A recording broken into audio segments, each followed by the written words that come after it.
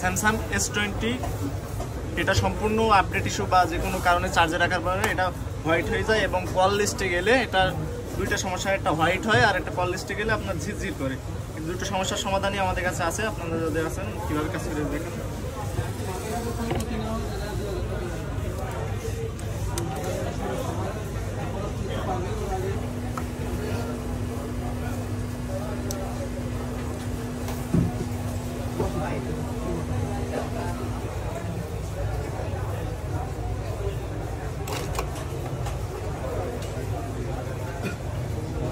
ফোনটি সম্পূর্ণ হোয়াইট ছিল, এখন আমরা যে ফ্ল্যাক্সের যে কাজটা করলাম টোটালি হয়ে গেছে।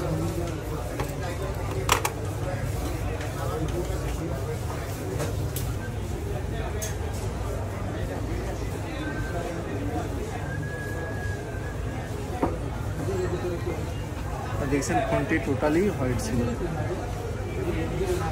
তাদের Samsung S20, S20 plus, S20 ultra white screen আছে, আমাদের কাছে আসতে পারেন আপনার মুহূর্তে এটা ঠিক